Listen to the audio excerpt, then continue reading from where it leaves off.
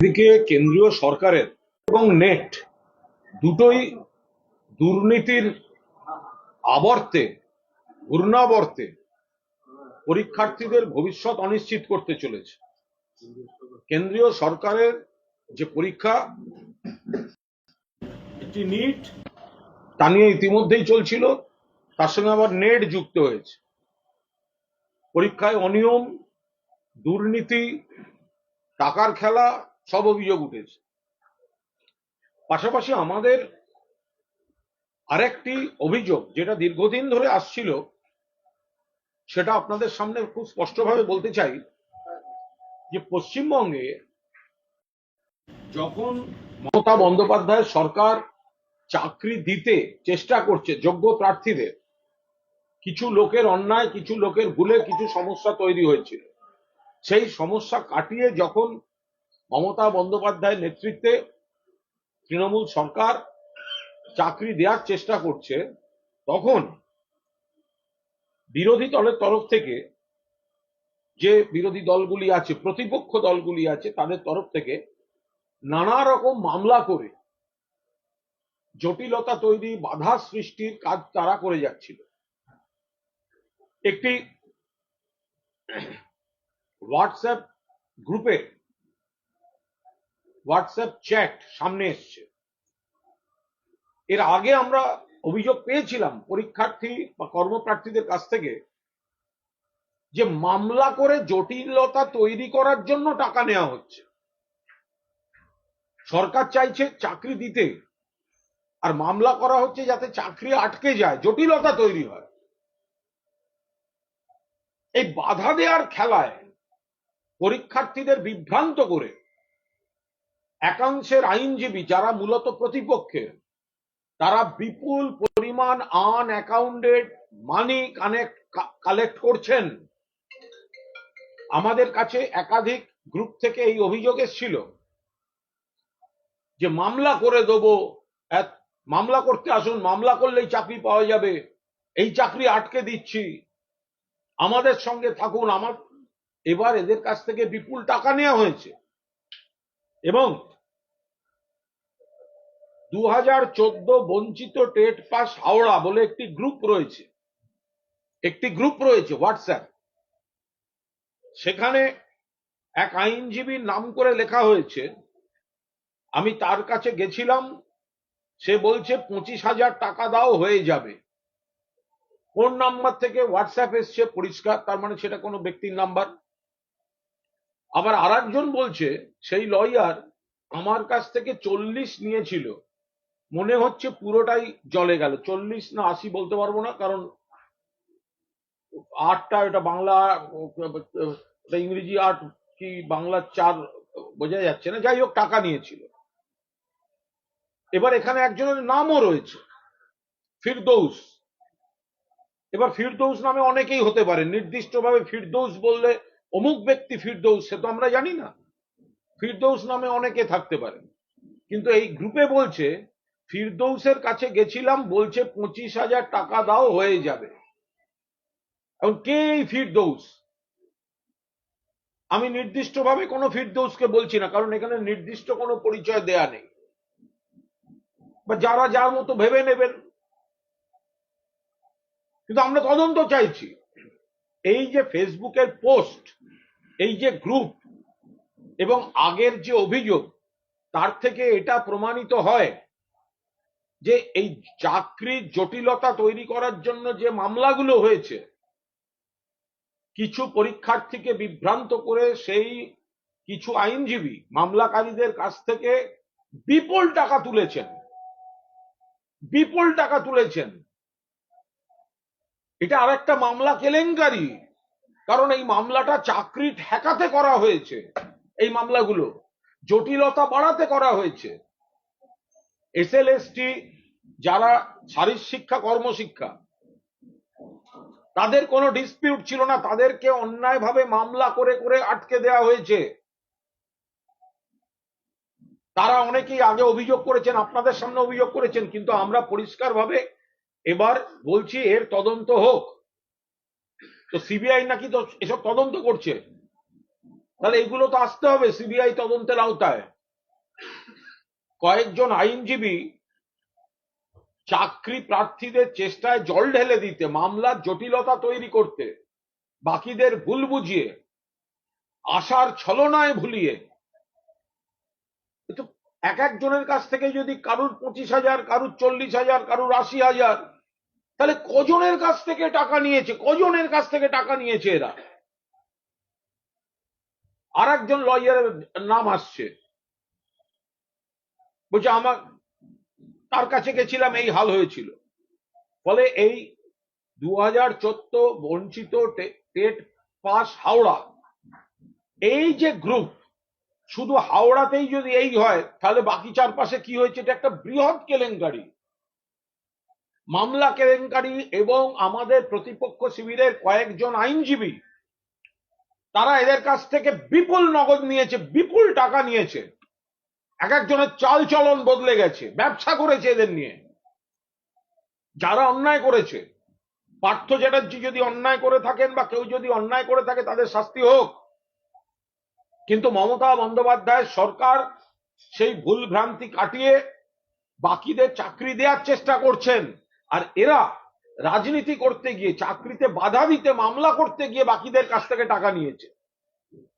আমরা এর পূর্ণাঙ্গ তদন্ত চাই। কে এই ফিরদৌস, আর কোন কোন লয়ার টাকা নিয়েছে, কেন টাকা নিয়েছে, কত টাকা নিয়েছে, রিসিট দিয়েছে কিনা, আনঅ্যাকাউন্টেড মানি হলে সেই টাকাটা কোথায় গেল, কজনের কাছ থেকে কত টাকা এসেছে, এদের সম্পূর্ণভাবে তদন্তের আওতায় আনতে হবে।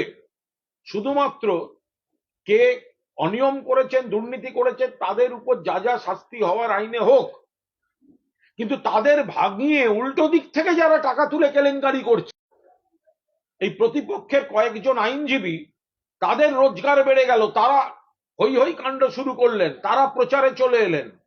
অনেকে তো আবার বিজ্ঞাপন দিচ্ছে, আমার কাছে এলে আমি এই সুরাহা দিতে পারবো। একটা অডিও ক্লিপ এসছে, শুনলে চমকে উঠবেন। কাস্টডিতে নেবে না ইডি, কেন? এটাও তো আনঅ্যাকাউন্টেড মানি, ইডি দেখতে পাচ্ছে না, শুনবে না? কয়েকশো কর্মী যদি, কয়েকশো কর্মপ্রার্থী যদি মামলা করে দেন, তাদের কাছ থেকে যদি এক একজনের কাছ থেকে মাথা পিছু এরকম 20,000, 40,000, 80,000 টাকা নেওয়া হয়, তাহলে এটা ক কোটি টাকা লুটে নিয়েছে কয়েকজন আইনজীবী, সেগুলো তো সামনে আনা দরকার। আমরা এই চাকরিকে সামনে রেখে, যখন মমতা বন্দ্যোপাধ্যায় যোগ্যদের চাকরি দিতে যাচ্ছে সরকার, যখন অভিষেক বন্দ্যোপাধ্যায় তাদের সঙ্গে বসে একটা ফর্মুলা তৈরির চেষ্টা করছেন, যখন ব্রাত্য বসু চাকরির জট খোলার জন্য মরিয়া হয়ে নেমেছেন, মমতা বন্দ্যোপাধ্যায়ের নেতৃত্বে সরকার চেষ্টা করছে, তখন জটিলতা তৈরি করে যত মামলা করা যায়, আর বাকিদের বলো আমাদের কাছে এসো, আমরা মামলা করে তোমায় দেব, এই বলে তাদের কাছ থেকে লুট করছে, পকেটমারি করছে, ডাকাতি করছে কয়েকজন আইনজীবী। তারা আবার বিপ্লবী সাজছে মিডিয়ার সামনে বসে, চোর, তোলাবাজ, ডাকাতগুলো। এই হোয়াটসঅ্যাপ চ্যাট এবং ইত্যাদি আমরা তদন্তকারীদের পৌঁছে দেওয়ার চেষ্টা করব। আমরা যথাযথভাবে তদন্ত চাই। এটা কি বলছেন যে অসহায় চাকরি প্রার্থীদের কাছ থেকে এটা একটা টাকা কামানোর আইনজীবীদের চক্র? যারা অসহায় চাকরি প্রার্থী, যারা একটু বিভ্রান্ত হয়ে আছেন, সরকার যখন জট খুলে চাকরি দিতে যাচ্ছেন, তখন অসহায় চাকরি প্রার্থীদের আরো বিভ্রান্তির মধ্যে ফেলে তাদের কাছ থেকে টাকা লুট করতে আইনজীবীদের একটা চক্র কাজ করছে। সেটাই এই হোয়াটসঅ্যাপ গ্রুপের মধ্যে এটা রিফ্লেক্টেড হয়ে গেছে। যারা টাকা দিয়েছে তাদের পোস্টের জন্যই এটা সামনে চলে এসেছে। নিট বিতর্কের আবহে ইউজিসি নেট বাতিল করলো এনটিএ, কেলেঙ্কারির ধারাবাহিকতার বাজারে নতুন কেলেঙ্কারি। না না, এটা তো বোঝাই যাচ্ছে কেন্দ্রের যে পরীক্ষা, কখনো নেট কখনো নিট, এবার নেট বাতিল হলো, কারণ সেখান থেকে বিস্ফোরক সব তথ্য পাওয়া যাচ্ছে। ফলে এখন ধামাচাপা দিয়ে সিবিআই তদন্তের কথা বলা হচ্ছে। কোন সিবিআই? যে সিবিআই তো কেন্দ্রীয় সরকারেরই, ওর কি ভ্যালু আছে? কেন্দ্রের এই পরীক্ষা কেলেঙ্কারিগুলো দেশের বৃহত্তম পরীক্ষা কেলেঙ্কারি, যেটা বিজেপি জমানায় ঘটছে, এটা সুপ্রিম কোর্টের বিচারপতির আওতায় নজরদারিতে এবং প্রত্যক্ষ তাদের নজরদারিতে এর তদন্ত করতে হবে। এটার সঙ্গে বিরাট চক্র জড়িত। নিট মেডিকেল বিরাট চক্র, কিভাবে কোন কোচিং সেন্টার কে কি যা যা তথ্য জানা যাচ্ছে, অনেক প্রভাবশালী এমনকি শাসক দল আছে কি নেই সেসব প্রশ্ন উঠে গেছে এর মধ্যে। আবার নেট পরীক্ষা স্থগিত করে দিতে হচ্ছে, সিবিআই এর কথা বলতে হচ্ছে। Why CBI? কারণ সিবিআই তো সেন্ট্রাল গভর্নমেন্টের কথা বলবে, পলিটিক্স তো আড়াল করে করে রেখে দেবে বিজেপির নেতাদের। ফলে সুপ্রিম কোর্টের বিচারপতিদের তত্ত্বাবধানে অবিলম্বে এর তদন্ত চাই এবং যারা জড়িত তাদের কাস্টাডিতে নিয়ে তদন্ত করতে হবে। এরা যদি এরকম ছাড়া থাকে দিনের পর দিন, তাহলে তথ্য প্রমাণ সাক্ষ্য সমস্ত প্রভাবিত করবে। সিবিআই তদন্ত কি ভরসা নেই আপনার? সিবিআই তো কেন্দ্রীয় সরকারের, আর কেলেঙ্কারিটা কেন্দ্রীয় সরকারের। ফলে সিবিআই কে ম্যানিপুলেট করে প্রকৃত দোষীদের তো এরা আড়াল করবে। ফলে এইসব শব্দগুলো তো আমরা শুনেছিলাম একটা সময়, আসল মাথাকে ধরতে হবে, ধেড়ে ইঁদুর ধরে আনতে হবে, প্রভাবশালীদের ধরতে হবে। তো আমরা তো বলছি কেন্দ্রের নেট এবং কেন্দ্রের নিট, মাথাদের ধরুন, ধেড়ে ইঁদুর ধরুন, প্রভাবশালীদের ধরুন। ধরবে কে? সিবিআই। সিবিআই তো বিজেপির। তাই এটা সুপ্রিম কোর্টের বিচারপতির তত্ত্বাবধানে এর তদন্ত প্রয়োজন এবং যাদের বিরুদ্ধে অভিযোগ সংশ্লিষ্ট সকলকে আগে কাস্টাডিতে নিয়ে তারপর তদন্ত করতে হবে। চক্রান্ত কি করে হবে? এটা তো কেন্দ্রীয় সরকারের আওতায়, এটা তো রাজ্য সরকার করছে না। ভোটে হারার পর যদি কারোর তালজ্ঞান চলে গিয়ে থাকে সে তার প্রবলেম। এই পরীক্ষাগুলো কেন্দ্রীয় সরকারের অধীন সংস্থা নেয়। তোমরা এর সঙ্গে চক্রান্তের কি আছে?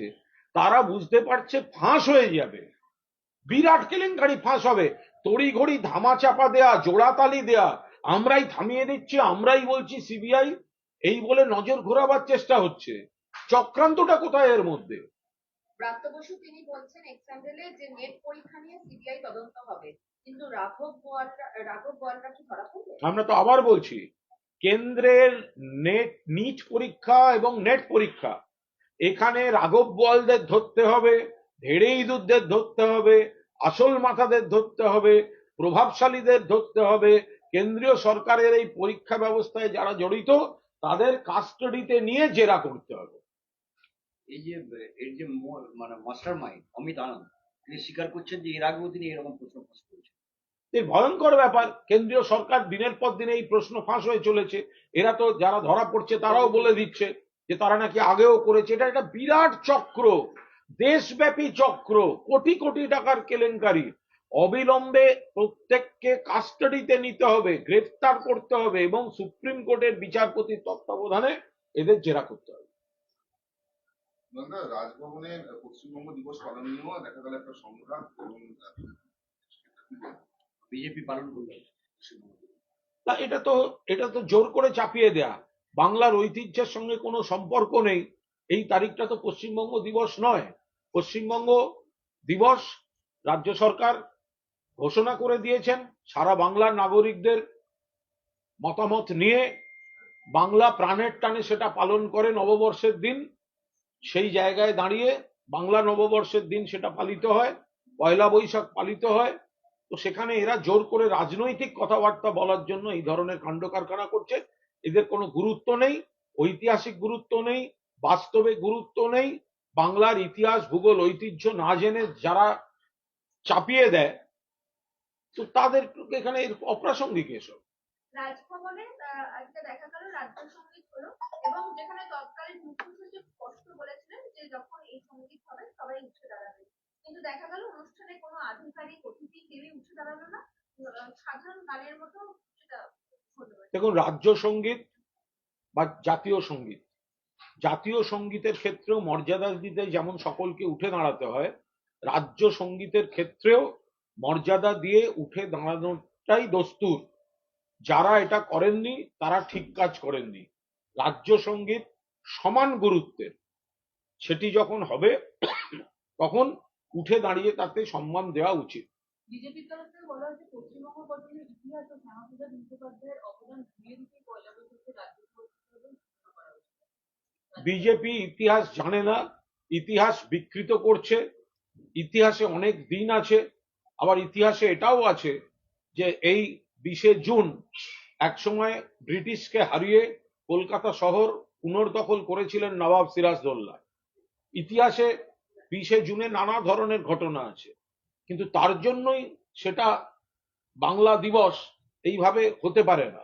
সেটা বিচার বিবেচনা করে সমস্ত স্তরে ইতিহাসবিদ থেকে শুরু করে বিশেষজ্ঞদের মতামত নেয়ার পর পয়লা বৈশাখ বাংলা নববর্ষের দিন বাংলা দিবস পালনের সিদ্ধান্ত হয়েছিল। সেটাই সঠিক, সেটাই পালিত হয়। বিহারের উপমুখ্যমন্ত্রীর দাবি যে নিট কেলেঙ্কারিতে অভিযুক্তরা তেজস্বী যাদবের ঘনিষ্ঠ। সেখান থেকেই বিজেপি নেতা অমিত মালবিয়া হঠাৎ করে বোঝাই যাচ্ছে যে ইন্ডিয়া জোটের কেন কেন্দ্রে ক্ষমতায় আসতে এত মরিয়া ছিল। আসলে ওরা নিট কেলেঙ্কারি ধামাচাপা দিতে চেয়েছিল। দেখুন, অমিত মালব্যর ওই 5 স্টার হোটেলে কেন থাকা সেটা বিষয় নিয়ে যা যা অভিযোগ ও দলের মধ্যে থেকে করেছে, তারপর কোন লজ্জায় অমিত মালব্য বসে বসে টুইট করছেন ভগবান জানেন। আমরা তো পরিষ্কার বলছি, এটা কেন্দ্রের একটা বড় কেলেঙ্কারি।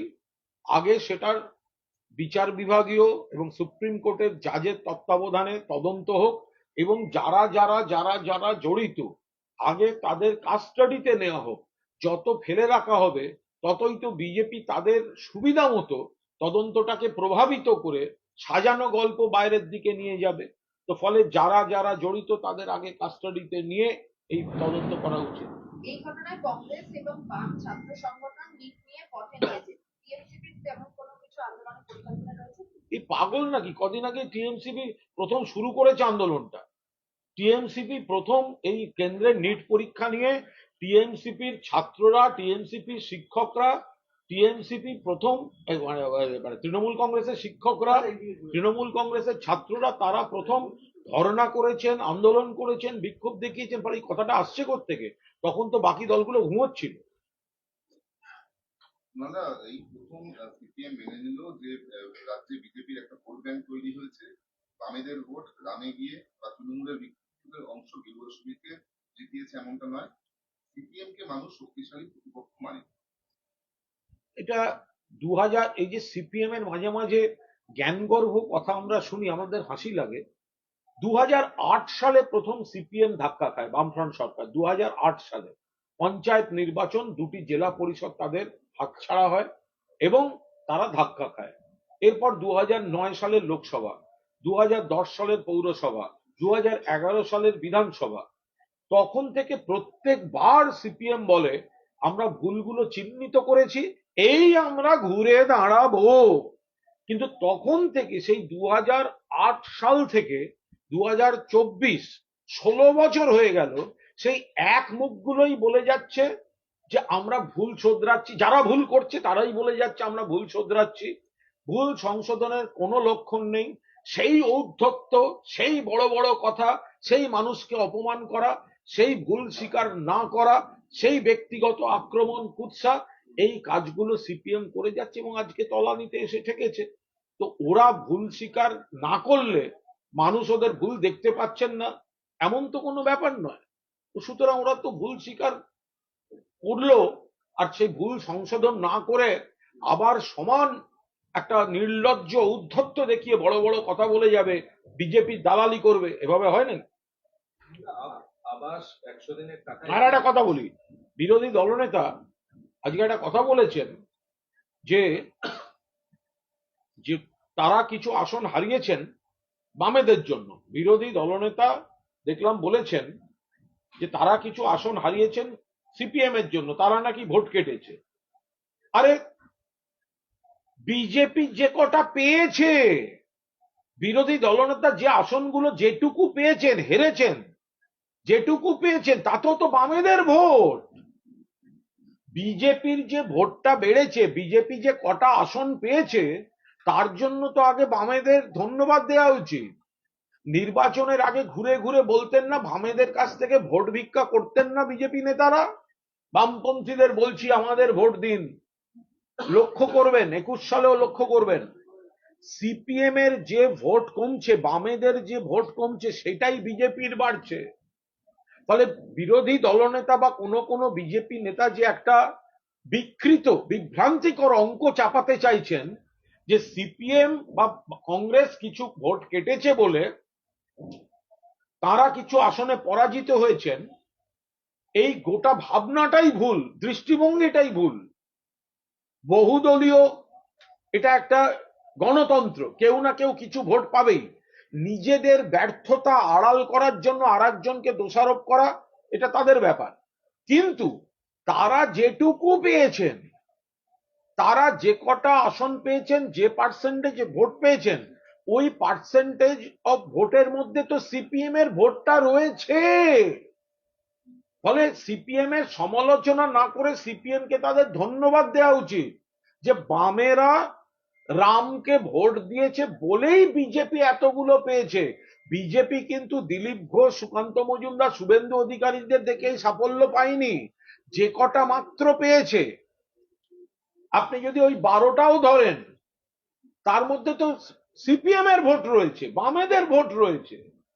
ফলে শুভেন্দুরা নিজেদের ব্যর্থতা ঢাকতে অঙ্কটাকে অন্য দিক থেকে দেখাচ্ছেন। অন্যটাকে দেখলে হবে না। তৃণমূলের ভোট কমেনি, ভোট কাদের কমেছে? কমেছে সিপিএম এর ভোট। বেড়েছে কাদের? 21 সালের যদি হিসাব দেখেন, সিপিএম কমেছে, বিজেপি বেড়েছে।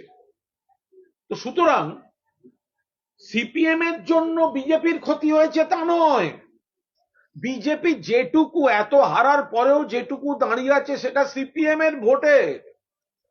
ফলে বিজেপি নেতারা নিজেদের নেতৃত্বের ব্যর্থতা ঢাকার জন্য ঘুরিয়ে দিতে চায়। কেন্দ্রের থেকে অনেক কিছু টাকা পাওনা রয়েছে রাজ্য সরকারের, হঠাৎ দেখা যাচ্ছে গ্রাম উন্নয়ন মন্ত্রক সেই টাকা ফেরানোর জন্য হঠাৎ করে তৎপর হয়ে গেছে। মানে এটা কি ভোটে হারার পর বলতো? কেন্দ্রের উচিত অবিলম্বে বাংলার সব পাওনা মিটিয়ে দেয়া। বাংলার মানুষের রায়, টাকা বন্ধ করার রাজনীতি করে তো দেখলেন কি হলো। গরিব মানুষের টাকা, খেটে খাওয়া মানুষের টাকা দিলেন না। মনরেগা মমতা ব্যানার্জিকে দিতে হলো। আবাস মমতা বন্দ্যোপাধ্যায় দেবেন বলেছেন। বাংলা থেকে আপনারা ট্যাক্সের টাকা তুলে নিয়ে যাচ্ছেন 4,64,00,000 টাকা 4 বছরে। আর বাংলার বকেয়া 1,60,00,000 টাকা, সেটা আপনারা দিচ্ছেন না। বাংলার মানুষের রায়, আপনাদের এই টাকা আটকানোর রাজনীতি। বিজেপি নেতারা কি বলেছিলেন? দিল্লিকে বলছি বাংলাকে যেন টাকা না দেয়। বাংলার মানুষ ভোট দেননি। বাংলার মানুষ প্রত্যাখ্যান করেছেন এই বঞ্চনার রাজনীতিকে, অপমানের রাজনীতিকে। তো মানুষের রায়কে সম্মান দিতে গেলে তৃণমূলের দাবি মেনে কেন্দ্রের উচিত অবিলম্বে বাংলার বকেয়াগুলো মিটিয়ে দেয়। অভিজিৎ মুখার্জি আপনাদের দলে রয়েছেন এখনো, তিনি হঠাৎ করে মল্লিকার্জুন খাড়গের সঙ্গে দেখা করতে পারেন, তৃণমূল ছেড়ে আবার কি কংগ্রেসের পথে যাচ্ছে? দেখুন, অভিজিৎ বাবু একজন ভদ্রলোক। তিনি যদি কোনো ব্যক্তিগত কোনো সিদ্ধান্ত নেন, নিশ্চয়ই আমাদের বাকিরা দেখছেন বা ইত্যাদি, এ বিষয়ে আলাদা করে কোনো মন্তব্য করব না। আজকে বিধানসভার গেটে বিরোধী দলের গাড়ি কয়েক সেকেন্ডের জন্য আটকে যায়, গেট খুলতে দেরি হয়।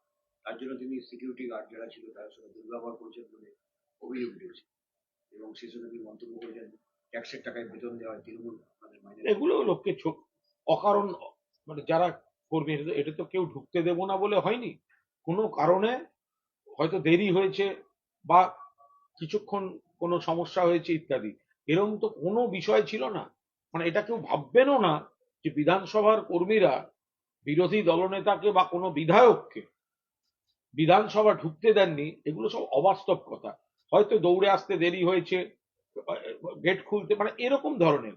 তার জন্য যদি ব্যক্তিগতভাবে তাদের আক্রমণ করে চাকরি তুলে কথাবার্তা বলা হয়, কটু ভাষা ব্যবহার করা হয়, এতে যারা করছেন তাদেরই সম্মানহানি হয়। বিধানসভায় বিধায়করা বা বিরোধী দলনেতার পদের, চেয়ারের যে সম্মান আছে, সেটা কর্মীদের কাছে অনেক নিচু হয়ে যায়। নিজেদের হতাশাটা, নিজেদের মানসিক উদ্বেগটা এইভাবে প্রকাশ করে কি লাভ আছে? অস্ট্রেলিয়ার ডেপুটি হাইকমিশনারের সঙ্গে দেখা করতে পারলেন না আপনাদের প্রতিনিধি? আমরা শুনেছি এ ব্যাপারে আমাদের নেতৃত্ব যা যা বলার জানিয়েছেন। কেন্দ্রীয় সরকার চাইছে না যে বিদেশে যারা প্রতিনিধি তারা বাংলার যে উন্নয়নের মডেল, বাংলার বিকল্প নীতি, বাংলার রণনীতি, এগুলো আরো বেশি করে জানতে যখন কৌতূহলী হচ্ছে, তখন রাজনৈতিক প্রতিবন্ধকতার সৃষ্টি করা হচ্ছে। সেই জায়গায় আমাদের আপত্তি থাকছে।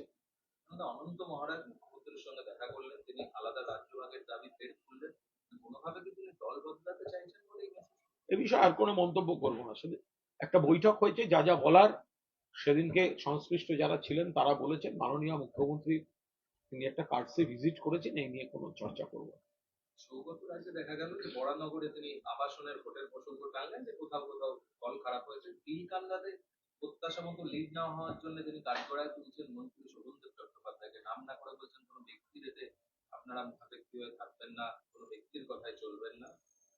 তো দায়িত্বশীল নেতা, বর্ষিয়ান নেতা, তাদের এমন কিছু শব্দ ব্যবহার করা উচিত নয় যেটা নিয়ে কোনো বিভ্রান্তি তৈরি হয়। ফলে আমি জিতে গেছি, সুতরাং আমি এমন ভাবে কথা বলবো যেটা নিয়ে কোনো দলের মধ্যেই চোরাস্রোত হবে বা কোনো রকম বিভ্রান্তি তৈরি হবে, এগুলো কোনো অবস্থায় কাম্য নয়। রেজাল্ট, ফলাফল এলাকা ভিত্তিক, বুথ ভিত্তিক, পার্ট ভিত্তিক, দলে যথাযথ জায়গায় পর্যালোচনা চলছে। যেখানে আমাদের ভালো হয়েছে আরো ভালো করতে হবে, যেখানে আমাদের তুলনামূলক আরো ভালো করা দরকার সেই জায়গাটা আমাদের মেকআপ করতে হবে। কলকাতাতেই দেখা যাচ্ছে যে সরকারি জমি দখল নিয়ে তৃণমূলের গোষ্ঠী সংঘর্ষ, তাতে সাধারণ মানুষ সমস্যায় পড়ছেন। আজকেও মুখ্যমন্ত্রী কলকাতা পুলিশের ভূমিকা নিয়ে জমি দখল যেটা মুখ্যমন্ত্রী দেখছেন, এবং কোনো অনৈতিক অন্যায় কাজ মুখ্যমন্ত্রী প্রশ্রয় দেবেন না। দলকেও তিনি তার বক্তব্য স্পষ্টভাবে জানিয়ে দিয়েছেন। বাকি কোথাও কোথাও কোনো বিচ্ছিন্ন ঘটনা ঘটলে পুলিশ প্রশাসন এবং দল যা করণীয় করবে। ভোট পরবর্তী হিংসা এখনো অব্যাহত, অন্তত বিজেপির তরফ থেকে সেই দাবি করা হচ্ছে। ভোট পরবর্তী কোনো হিংসাই নেই। বিজেপি নিজেদের পরাজয় থেকে নজর ঘোরাবার জন্য এসব নাটক করছে। বিজেপিতে ঘর ছাড়া একজনই আছে, তার নাম দিলীপ ঘোষ। তাকে মেদিনীপুর থেকে ঘর ছাড়া করেছে সুকান্ত মজুমদার আর শুভেন্দু অধিকারী। ফলে নিজেদের ব্যর্থতা থেকে নজর ঘোরাবার জন্য এইসব কিছু লোককে বাড়ি থেকে তুলে এনে খাইয়ে দাইয়ে পার্টি অফিসে রেখে এসি বাসে বাসে করে কলকাতা ঘুরিয়ে প্যাকেজ ট্যুর করিয়ে তারা রাজনীতি করছে। Thank you. Thank you.